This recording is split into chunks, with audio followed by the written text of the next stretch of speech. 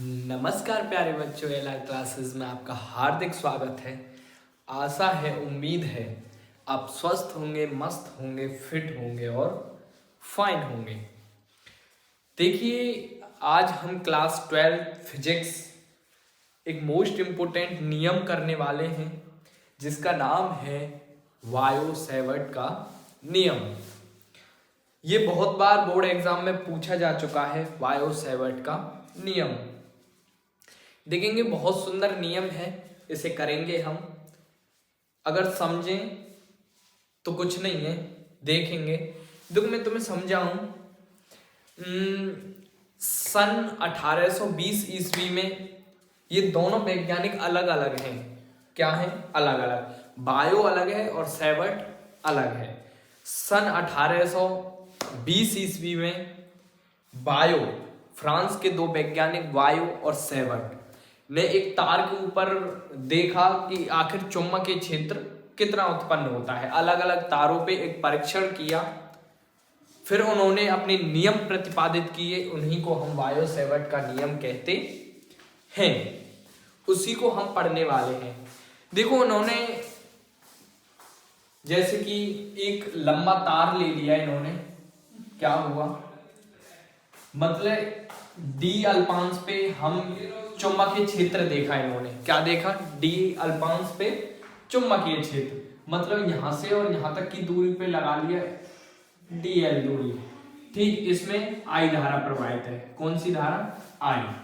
अब इससे आर दूरी पर कोई पी बिंदु पर इन्होंने चुंबकीय क्षेत्र यहां देखा, आखिर कितना है। इसको क्या कहेंगे? आर दूरी पर। ठीक, मतलब एक तार लिया और तार में विद्युत धारा प्रवाहित की। फिर थोड़े से तार पे इन्होंने देखा आखिर चुंबकीय क्षेत्र कितना प्रदर्शित होगा।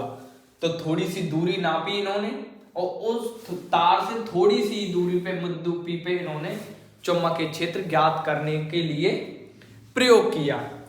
ठीक, तो इन्होंने देखो क्या क्या। देखो, सबसे पहले जो इंपोर्टेंट है, इन्होंने ये देखा अगर धारा प्रवाहित करेंगे तो हमारे कौन कौन चीज कितनी डिपेंड करेंगी। ठीक है, तो देखो, चुंबकीय क्षेत्र पर सबसे पहले तो डिपेंड क्या करेगी? अनुक्रमानुपाती आई।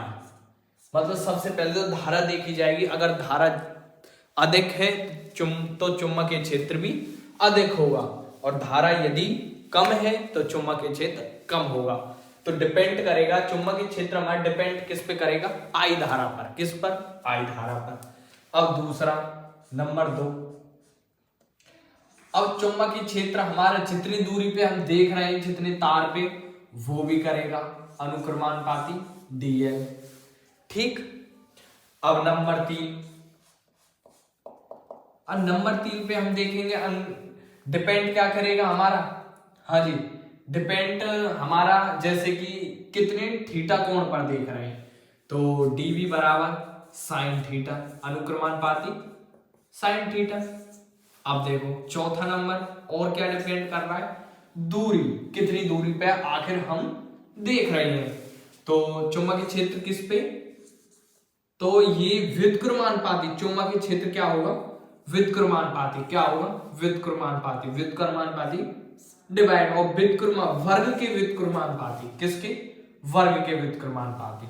तो समीकरण नंबर 1, समीकरण नंबर 2, समीकरण नंबर 3 और समीकरण नंबर 4।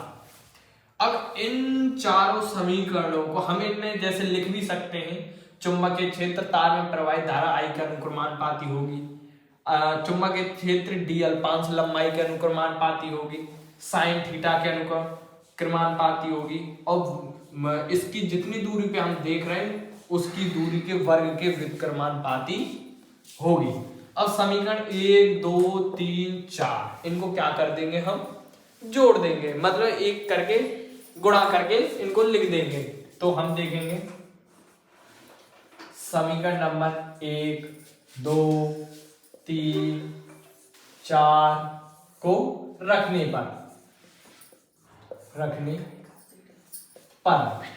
ठीक, तो देखेंगे हम। देखो, डीवी अनुक्रमानुपाती। ठीक, क्या किस किस के देखेंगे, आई डीएल साइन थीटा, किस किस के, आईडीएल साइन थीटा, और वर्ग के दूरी के व्युत्क्रमानुपाती यानी कि आर स्क्वायर। ठीक, ये हमने रख दिए। अब देखिए अनुक्रमानुपाती नियतांक हम चुंबकीय क्षेत्र में लगाते हैं म्यू नॉट 4 पाई। क्या लगाते हैं, म्यू नॉट 4 पाई। अब अनुक्रमानुपाती नियतांक के स्थान पे रख देंगे तो होगा हमारा डीवी बराबर mu naught 4 pi I D L sine theta बटे में R square, I D L sine theta बटे में आर स्क्वायर। तो जो वायो सेवर्ट का नियम है वो हमारा निकल के आ चुका है। ये नियम उन्होंने प्रतिपादित किया कि डीवी बराबर माने चुंबकीय क्षेत्र, क्या, चुंबकीय क्षेत्र, चुंबकीय क्षेत्र। ठीक, तो डीवी बराबर mu naught 4 pi I D L sine theta बटे में आर स्क्वायर। तो बहुत सिंपल है, आशा है तुम्हें समझ आया होगा, उम्मीद है। अगर वीडियो अच्छी लगे तो लाइक करें, चैनल को सब्सक्राइब करें। धन्यवाद।